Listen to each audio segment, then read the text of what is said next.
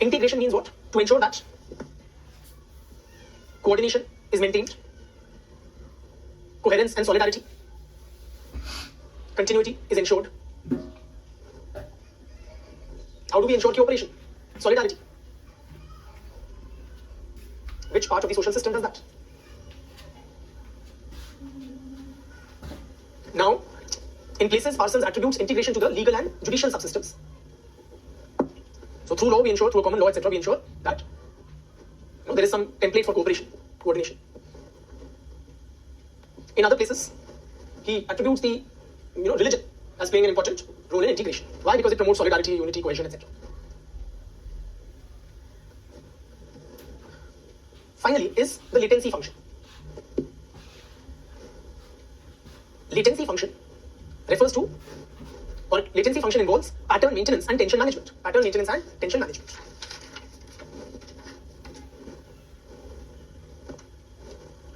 Latency function involves pattern maintenance and tension management. What this means? Let me try to explain. Pattern maintenance means what? That the existing pattern of values, they must be transmitted to the next generation. They must be maintained. There cannot be a sudden rupture in how we carry out our collective lives, right? So the existing pattern of values must be maintained. Tension management means what? Please appreciate, friends, living in or being a part of the social system produces various strains on the individual. Isn't it tough to live in the society, friends? So the society makes many demands on the individual. So it produces a lot of stresses and strains on the individual members. Those stresses and strains must be, there needs to be some mechanism provided by the society for relieving those tensions, which are being produced because of being a part of the social system. So how do we ensure pattern maintenance and tension management? Who ensures? How do we ensure that if the previous generation was patriarchal, so are we? Correct. Various agencies of socialization, such as the family, the education system, they are entrusted with the latency function. Okay. So these are the 4 functional prerequisites, and they are also known by the acronym AGIL, taking the first letter from each of the 4, AGIL. So this is known as the AGIL paradigm. Okay. These letters referring to the first letters of the 4 functional prerequisites. So did you learn anything new or fantastic while studying Parsons? Possibly not, except for a lot of jargon. Right? So this is one of his main criticisms. And this is a very, very sanitized or toned down version of Parsonian sociology. If you pick up his books, you will never be able to gather what he's trying to say. So he kind of makes things complicated. Now, okay, this is called the AGIL paradigm. Another aspect of the social system we need to appreciate is that, so this is our social system that we began with, and so on. And this is what? This is the environment. What exists outside is called the environment, right? There are interrelated parts, and it is the, they are performing different functions, and this system, and this is the environment. Now, what separates the system from its environment is called, what is this? Yes, very good, it's a very difficult term, it's called boundary. Okay? And what does this boundary indicate? The boundary indicates that there is a clear separation of what is a part of the system and what lies outside of it. Please note that gross piece of information down. The social system has a boundary. No, it's not called a barrier, it's called a boundary. Okay? The social system has a boundary. That is, there exists a significant difference. There exists a significant difference between the institutions and processes, that are outside of it and those which are internal to the system.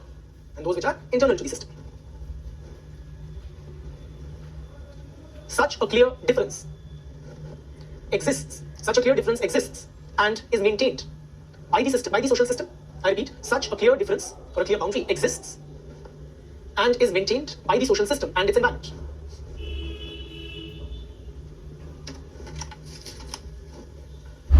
Another terminology from systems approach in general. Okay, you may have studied so many systems in your life. Many of you are engineers. So engineers study so many systems, right? So tell me, the system, fill in the blank, the system maintains itself in a state of dash. What? All of you are super engineers. Yes, the word is equilibrium. The social system maintains itself in a state of equilibrium. Let us try to appreciate how this equilibrium is maintained in the social system. When we say equilibrium, what it means, there is a certain level of coordination and a kind of balance which is attained amongst these different parts of the social system. Right? So they are engaged in a kind of a balance with each other. However, please appreciate the nature of this equilibrium of the social system. The social system, as we said, is in continuous exchange with its environment. It is in continuous exchange with its environment. Meaning, so say this is the economy or the economic subsystem. There is some input from the environment into the social system. The social system has to respond to any changes in the environment. Say there's a drought. Say there is any major change, okay, in the external environment. So it is the economic subsystem which will try to respond. Then what will happen? It will kind of shake up from its present position and it will attain a new equilibrium. But because this thing has moved, Now this is connected to various other subsystems. So what will happen to this? This will also move. This will all will try to recalibrate or attain a new equilibrium, right? So because of one subsystem getting disturbed, its equilibrium getting disturbed because of the interaction with the environment, it will produce a corresponding change in various other subsystems. So the social system will now acquire a new equilibrium. The previous equilibrium stands disturbed, and the social system will acquire a new equilibrium. As it acquires a new equilibrium, it will throw an output into the environment, or it will somehow transform the environment. It will somehow transform its external environment or throw some output to it. Then what happens to this output? It is fed back into the social system as input. In other words, now since the environment is disturbed, it introduces a new disturbance into the social system. Once again, the previous equilibrium now stands disturbed, and the system now goes for the subsystem again moves, leading to a corresponding recalibration or readjustment in various other parts of the social system. This again leads to throwing an output into the environment, which again serves as a new disturbance into the social system. This is what we call which type of equilibrium? Can we say the system is not in equilibrium? It is what we call a moving or a dynamic equilibrium. Okay, so it is in a state of equilibrium, but that state is being continuously disrupted, and it is attaining a fresh state of equilibrium or a new state of equilibrium, and then that process is being repeated ad nauseum, continuously. Right? This is what we know as so the social system is not in a static equilibrium. Social system is in a state of moving or dynamic equilibrium. Okay, any disturbance from the environment will serve to recalibrate various subsystems who will attain a new equilibrium. This will lead to a kind of disturbance being thrown out into the environment, which serves as a fresh disturbance into the social system, and this process is continuously repeated, what is known as dynamic equilibrium. This is how Parsons' theory also explains social change, how society is changing. It is changing gradually, or with baby steps, with continuous adjustments being made by the social system to its environment, and due to a change in one part of the society, leading to changes in various other interconnected parts. So you may write down the social system. The social system is in a state of continuous exchange. The social system is in a state of continuous exchange with its environment.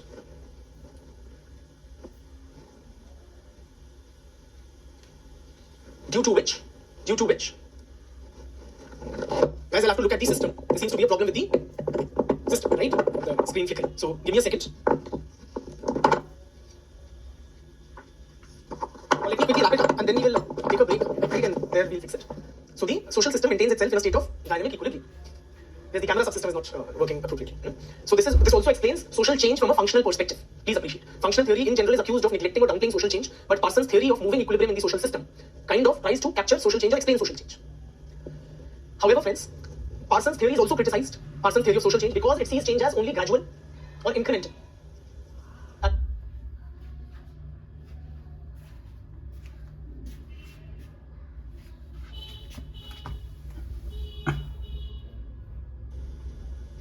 Of well-calibrated readjustment of various parts of the society. However, friends, Parsons' theory is also criticized, Parsons' theory of social change, because it sees change as only gradual or incremental.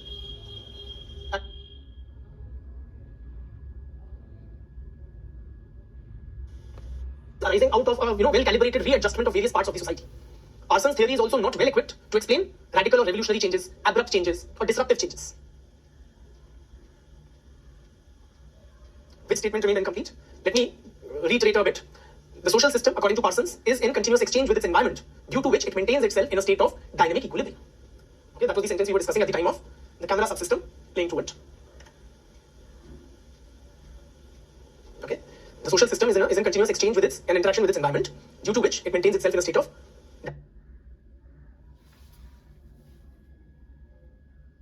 gradual and incremental in equilibrium. And then I went on to discuss that this is how Parsons tries to explain social change in a functional perspective, or using a functional framework.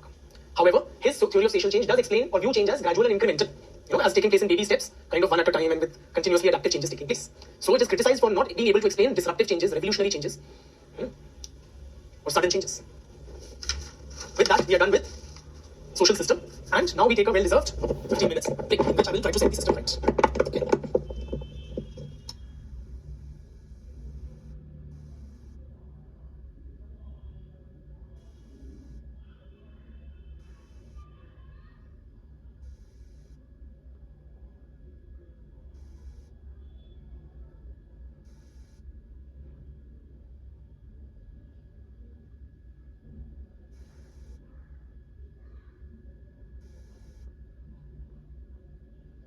Is the concept of hierarchy of working all right? Chali, thank you. So that is Parsons' theory of social system. Moving on to his concept of pattern variables. Now, one more thing, friends. Before I move on to pattern variables, another thing I just wanted to touch upon briefly, okay, something linked to his theory of social system, is the concept of hierarchy of cybernetic control. This is within the social system theory or somewhat related to it. Cybernetic control. What is the cybernetic hierarchy of control? Basically, see, there is a Parsons theory of action, okay, which is not in our syllabus. And Parsons explains 4 types of action systems. There are 4 action systems. Namely, the organismic system, the personality system, the social system, and the cultural system. We don't have to go into the details of these. Organismic system referring to at the level of the human biology, right? As organisms, we have certain needs, biological or physiological needs which need to be fulfilled, like sex and eating and defecation, etc. Or physical well-being, etc. That operates at the level of the organismic system. Personality system referring to the individual personalities. Social system referring to the society as a whole, and the cultural system referring to the culture under which the society operates. These are the 4 action systems in Parsonian sociology. Now, between these 4 systems, there is, so here we are, the social system, we in the sense, the concern or what is in our UPSC syllabus. So there is exchange and interaction between these 4 systems in a particular manner, what he terms as the cybernetic hierarchy of control. Demands are made bottom up. So from the organismic system, demands are made to the personality system. These are demands. From the organismic system, demands are made to the personality system, and they are referred to the system above. What this means, simply, so say at the organismic level or at the physiological bodily level, we need food, right? So there is a demand or a need arising at the level of the organism. This demand now must be satisfied. Will the organism or the human body satisfy this need by itself? No. For satisfaction of this need, it will kind of escalate it to the personality system. So the human personality will have to take a decision and give it to the body. But how does the personality do it? In turn, it will seek there would be some social arrangement for the satisfaction of that need arising from the organismic system intermediated by the personality system. So for the satisfaction of, say, the food need, right, or nourishment need, the society has provided mechanisms like, say, the family members cook the food or the mother figure, etc. They provide food, right? So some such familial arrangement, etc. Several such social arrangements are there for the satisfaction of the food need. But does the social system or the social arrangement, like the family, does it decide on its own what food is to be prepared? No, it would refer it to the, or it will be as per the culture of the society. So what kind of food is to be presented to the individual organism? That will be in accordance with the culture. So as per Hindu culture, beef may not be served. Or Brahminical culture, non-veg food may not be served. So culture will give a dictate or kind of a direction to the social system. Social system directs the personality, personality to the organism. And in accordance, this is how kind of exchange takes place of demands being made by a lower level system to a higher level system, and control or information flowing downwards. Demands flowing upward and the information or control flowing downward. This is what we call the cybernetic hierarchy of control. Cybernetic hierarchy of control. This is how the social system is somewhat connected with the other action systems in Parsonian sociology. Moving on, friends, to the other concept, pattern variables.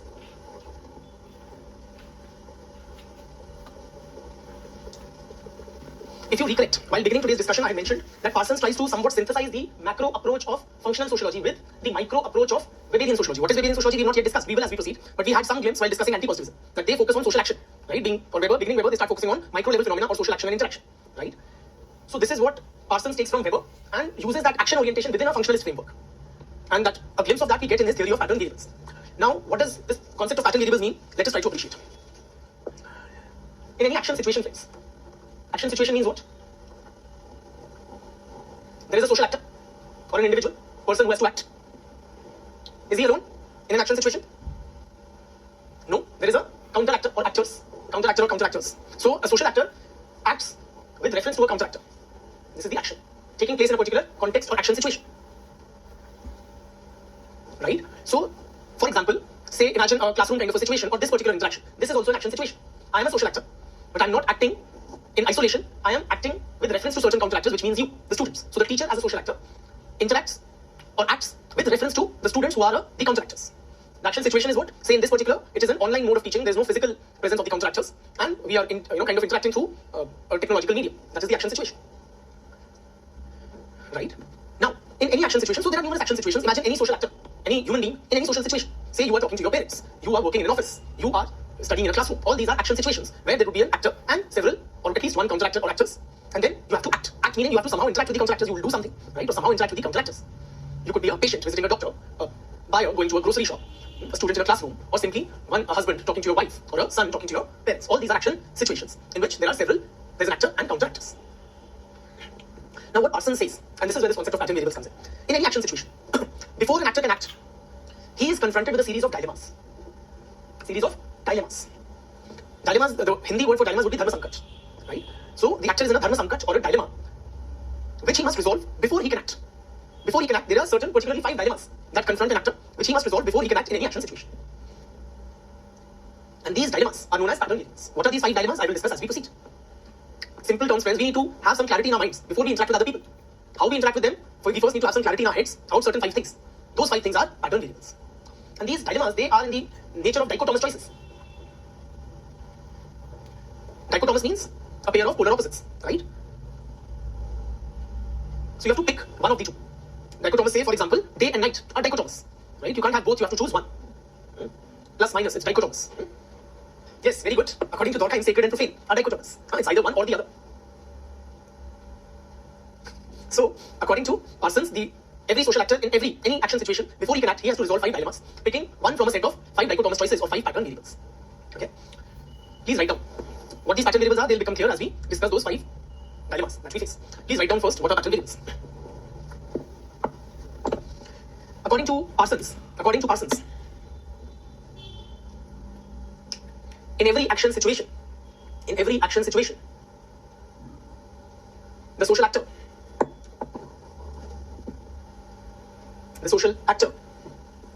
is confronted by a series of dilemmas,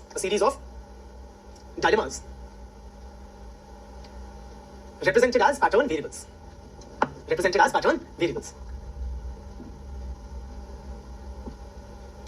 Full stop. Pattern variables refer to the dilemmas that a social actor must resolve. Pattern variables refer to the dilemmas that a social actor must resolve before he can act in an action situation. Pattern variables refer to a series of dilemmas that the social actor must resolve before he can act in an action situation.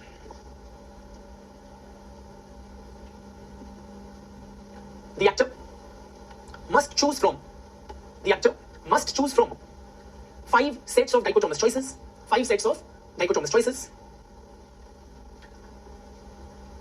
in order to perform his role, or in order to act. Either ways. The 5 pattern variables are as follows.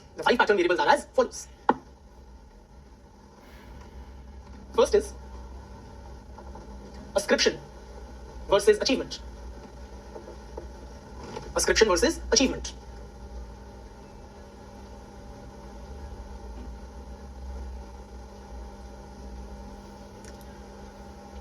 Basically, what this dilemma is, friends, that how does the actor identify the counter actor? Should it be based on ascriptive criteria or achievement criteria? Okay. See, any social actor, he would occupy, say, ascribed status and achieved status. There are 2 types of statuses. There are 2 types of statuses in societies: ascribed status and achieved status. Ascriptive identity or ascribed status means those which are given to an individual at birth, and he cannot change them. Okay, you can do nothing to change them. For example, any ascribed identity which is very salient in our society, not so in the West, absolutely caste. Right? A racial identity, say in the West it is quite salient, would be another ascribed identity. Achieved status is what? Achieved status is that which is a result of or can be modified, changed by the individual through hard work or through his own doing. For example, one's occupational status, one's class, the class to one which belongs in modern industrial society is considered generally an achieved status. So there's no, you may be born poor, but you can rise up to be a big shot in American society. That's the American dream, right? Okay. So now in any action situation, the actor has to make up his mind before he can act vis-a-vis the counter actor, that how do I identify the counter actor based on ascriptive status or achieved status. For example, in this situation, this is an action situation, I am teaching you. Several students I am teaching. Before I can teach you, I need to be clear in my head. Should I evaluate my students based on ascriptive criteria? Maybe give greater attention, greater marks or whatever to Brahmin students because they are Brahmin, or should it be based on achievement criteria? Those of you irrespective of caste who perform well in your sociology tests, who show a great interest in the subject, good understanding and grasp of the subject. Tell me, friends, resolve this dilemma for me, if it is a dilemma at all. All of you are quite clear that I should use achievement and not ascription as the criteria. Okay, so I will do that. Okay. Ascription means birth-based. Okay, birth-based, which is not in the hands of the individual. So this is one dilemma that the social actor has to resolve. Please write down ascription versus achievement. Dash. This dilemma refers to how the counter actors are to be identified, whether based on ascribed status or achieved status. whether based on ascribed status, it becomes B when you write ascribed, or achieved status.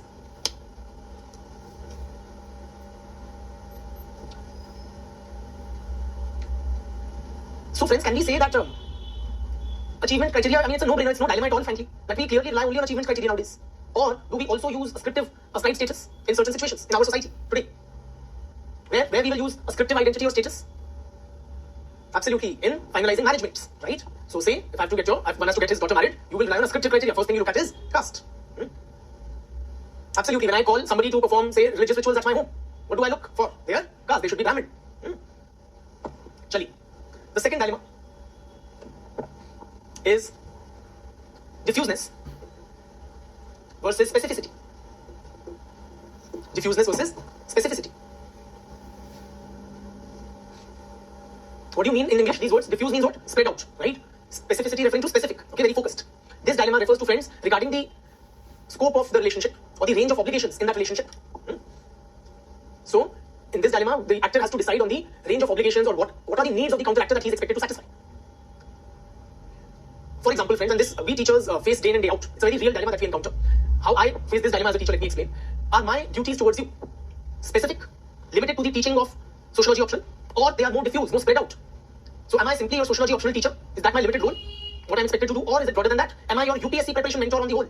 Or diffuse still? Am I your, kind of a life coach? Or a mentor for life? What is the range of obligations? Or even more diffuse, am I supposed to be in the nature of a friend, philosopher and guide to you? Tell me, friends, help resolve this dilemma for me.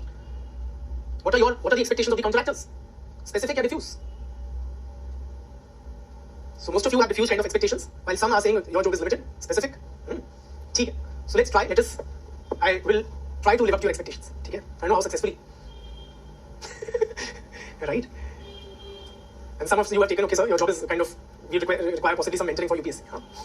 So point is now, one is your set of expectations, and then the decision has to be taken by the actor. Right? Chali. Write down diffuseness versus specificity. This dilemma pertains to the range of obligations of the actor to the counteractors.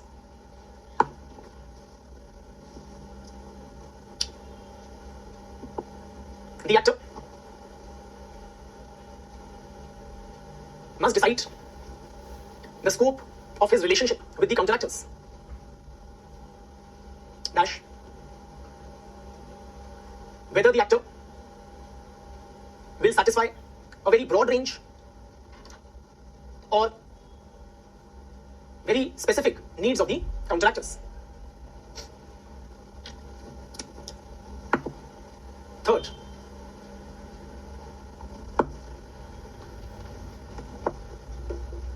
okay, this one, the first one, friends, just a slight clarification. The first one is also known as quality versus performance.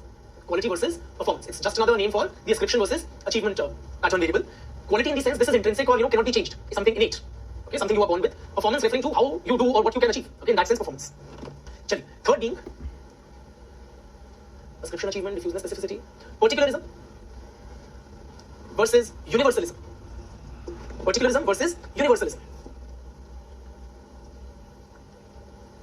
What this dilemma means, friends, when an actor acts towards the counteractors, does he behave or act differently with a particular set of counteractors? Or does he act similarly, according to some universal principles, with all counteractors? This is a dilemma which you as bureaucrats will face many times in your career. What is this dilemma? So, for example, as bureaucrats, you are in public dealing, right? So, there is one, say, you are awarding a contract. One person is your brother, okay, or some kin, your cousin, or your chacha's son. And there are a large number of other people who are unknown to you. Do you show any sort of favoritism towards your kith and kin because of the particular relationship you share with them, or you evaluate their proposal using a common universal yardstick just like any other proposal? Say, in the life of a teacher, how it may work out, if I am teaching one of my students is also, say, a relative, okay, or a friend. So do I shower greater attention, greater marks on that individual if my sister is studying as my student, or do I treat my sister just like any other student? Okay, so you are suggesting that use universal criteria. All right, please write down. This dilemma, this pattern variable refers to the dilemma that the individual actor act differently towards particular people, in brackets, right, such as kin or close friends, brackets close, or he acts he meaning the social actor, according to some universal principles. According to some universal principles. Fourth, affectivity versus affective neutrality. Affectivity versus affective neutrality. Affective means what, friends? See, a similar word is affection, okay, which is an emotion. So this dilemma is whether this interaction, this relationship between the actor and the counter actor has to be an emotional one or it has to be emotionally neutral. That is what we are trying to, or that is what an actor has to make up his mind for. Say I am teaching you. Should my relationship with my students be an emotional one? So should I dance in joy when you clear the exam and equally be upset with you if you don't clear? So I cry in your pain and celebrate in your happiness? Or is it an emotionally neutral relationship? Tell me, friends. Emotionally neutral. Alright, so there you have it. Now this dilemma, friends, for example, it's a very real dilemma when, yes, emotions can be negative too. Like hatred. Now, say the doctor-patient relationship. Medical professionals face this dilemma a lot. We all do, or every social actor faces all these dilemmas, but particularly pertinent in the case of medical doctors. Should a doctor's relationship with the patient be emotional or emotionally neutral? For the sake of good treatment, it has to be emotionally neutral. There's a very good scene in Munna Bhai MBBS movie if you've seen. Right, that professor who's teaching the medical students, he asks, why do you want to take up the profession? So a girl stands up and she says that my heart really feels for the patients or those who are in pain, I want to lessen that pain, etc. So the teacher reprimands that girl, okay, that you have to have an emotionally neutral relationship. You have to treat that body just like that, almost like an object. He says, if my own daughter is here, then my hands would tremble. Why? Because I have an emotional relationship with her. So I will not be able to operate on her properly. Right? So the point is, friends, that so we have to decide, okay, what is the kind of engagement we want with the counter actors. Please note down. Affectivity versus affective neutrality. This dilemma refers to whether the relationship between the actor and the counter actors is emotional or emotionally neutral.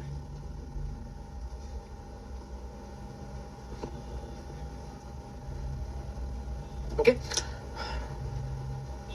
Another way of interpreting affectivity versus affective neutrality is, there's another way. Affectivity referring to immediate gratification and affective neutrality referring to deferred gratification. Immediate gratification and deferred gratification. What do we mean by, gratification means satisfaction of needs. Immediate gratification means you do something so that you immediately get a kick out of it. Delayed gratification means, or deferred gratification, that you postpone your happiness in the present moment for a better tomorrow. Fifthly, lastly, the last pattern variable is collectivity.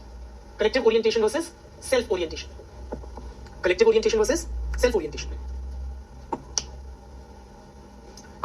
In this pattern variable, the actor has to decide, or he is confronted with the dilemma regarding whose interest is to be pursued, whose interest is to be given primacy, that of the collectivity or of his individual self.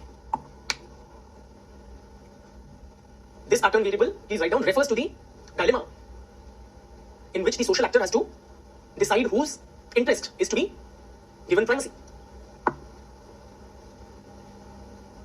Whether to put the interest of the social group before one's interest, or give primacy to one's own interest over that of the group. I repeat, in this pattern variable, the individual or the social actor is confronted with the dilemma on whose interest is to be given primacy. Whether to put the interest of the social group before that of the individual, or give primacy to the individual's interest in well-being over that of the group.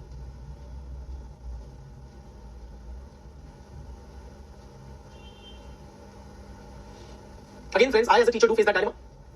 So whose interest should I be pursuing? That of the collectivity? Collectivity meaning the student community or possibly the nation, right? Since the bureaucrats are like, should I think of the nation that I must imbibe proper values, or, I must try to shape as best as I can these future bureaucrats, or at least the students community must benefit, so I must give due time, explain in detail and everything, ensure that every student has grasped the concept, or should I pursue self-interest? So my self-interest would be in ensuring maximum number of students, having a quick turnover, wrap up the syllabus quickly, right? Irrespective of whether you understand or not. Why? The idea is to maximize my profits. Tell me, friends. Resolve this dilemma for me. Very conveniently, most of you are suggesting collective orientation. But when you guys are saying that, please remember, whose interest are you seeking? You are thinking of your own self-interest, right? Absolutely.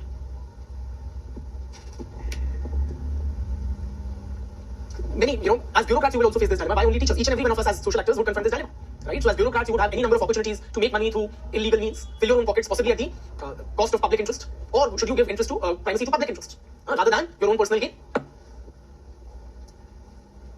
Right? Political leaders, bureaucrats, any person in public life would often face this dilemma.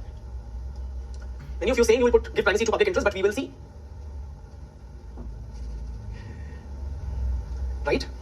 So this is Parsons' theory of pattern variables. Broadly, friends, this theory of pattern variables also helps us to understand the nature of the social system. Please appreciate. Very broadly, if you look at it, one side pattern variables, what we may call pattern variables A, are more prevalent in traditional societies, and another side are more prevalent in modern societies. In which pattern variable A are more characteristic of traditional or modern society? Correct. Traditional society, while pattern variable B type orientation is more found in case of which society? Modern society. But again, this is not a neat classification. If it were so neat, there would be no dilemmas, right? The very fact that we call them or term them as dilemmas means that we are, so say, in most situations in modern societies, one is expected to kind of adopt pattern variable B type orientation. But within the domain of the family, how are you supposed to treat your children even in modern society? Using some universalistic standpoint or yardstick or particularistic criteria, right? Particularistic. So please note down in conclusion, pattern variables define the nature of role interactions and role expectations in a social system.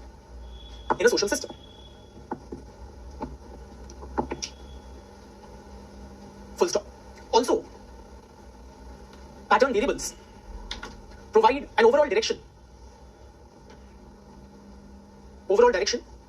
in which most members of a social system choose their roles.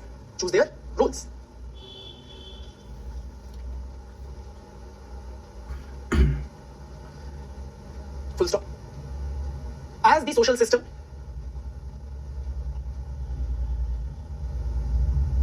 changes from a pre-modern one to a modern one,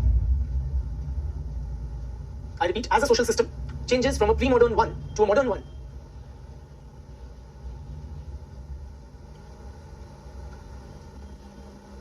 the orientation of most members of the social system would also undergo a change. And there we are done with Parsons' theory of pattern variables as well. I reiterate, friends, in the recommended books or otherwise, you will come across a lot of other things which we can safely skip. Okay. For example, there is this classification of social systems as different types: universalistic, particularistic, universalistic achievement, particularistic achievement, and so on. We can skip that. There is this whole action theory. We can skip that. There is details of the cultural system, personality system, organismic system. We must skip that. It is all not in our UPSC syllabus. That is why we are skipping it. Okay. Whatever is in our UPSC syllabus, we have discussed. Now, let us wrap up Parsons today itself with a quick critique of Parsons' theory.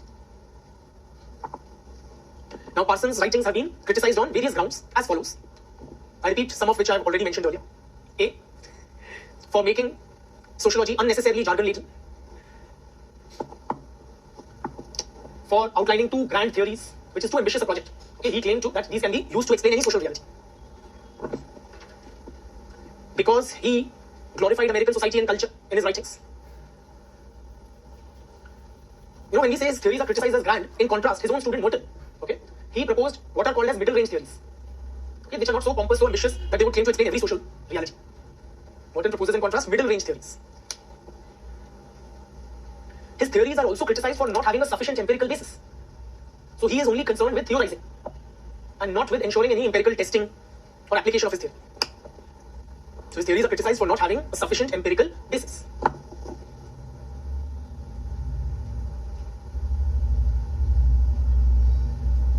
The point on America was that he has glorified American society and culture through his writings.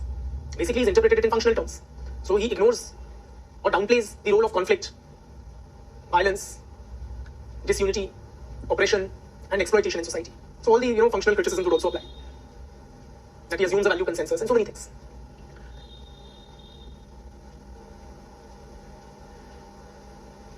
His social system theory, or this notion of moving equilibrium, is criticized. That he views change as gradual and incremental. And this theory is unable to explain rapid changes, violent changes.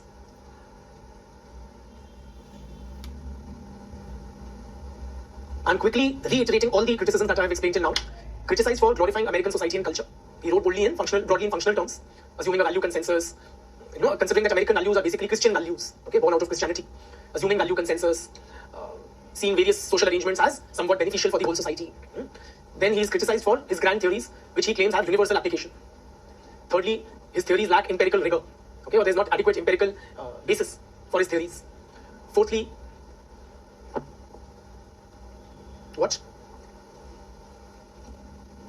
The changes that he explains using the concept of moving equilibrium, rather so that framework is unable to explain sudden changes or violent changes. Yes, making the subject too jargon laden, unnecessarily jargon laden. Yes, he failed to explain drastic changes, or his model is not equipped to explain drastic changes. Then it is also criticized, say, this concept of pattern variables.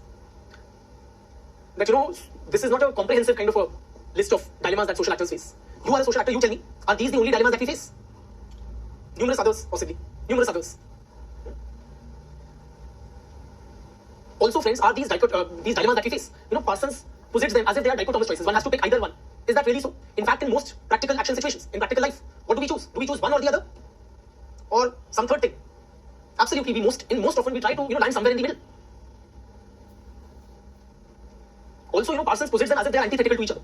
As if one negates the other. One can exist only without the other. But as Adam Smith would have told you, is self-interest and collective interest at odds with each other? If I pursue my self-interest as a teacher, will I neglect your interest as the student community? Or will I serve you better? My interest lies in your satisfaction as my students. Please appreciate. Right? So I will go out of my way to ensure that you are satisfied. That is what the capitalist rationale or the logic of the capitalist system. Right?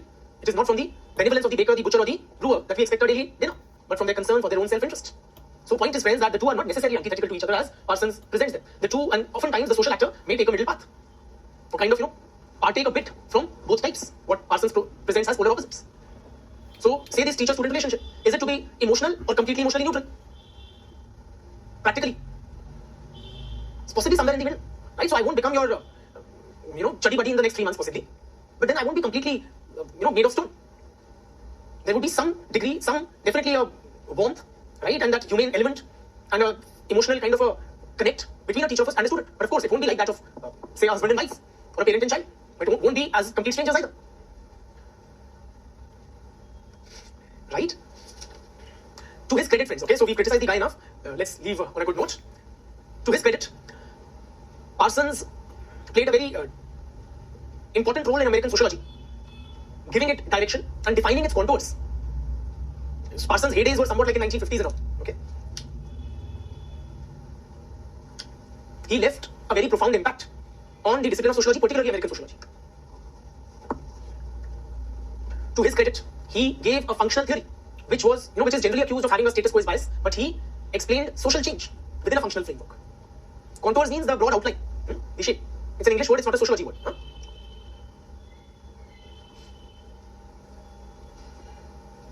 Also, very importantly, he introduced Weber to the English-speaking world. So he actually contacted Mrs. Weber, his widow, sought her permission, translated Weber's writings into English. And that is when Weber's ideas became known to the, the English-speaking world, meaning England, USA. Not only that, he synthesized his own writings. Parsons' own writings bore a strong imprint of Weber's influence. He, as discussed earlier, he synthesized Weber's action orientation with the macro perspective of functional sociology. And with that, we are done for the day. बहुत बहुत धन्यवाद. Thank you.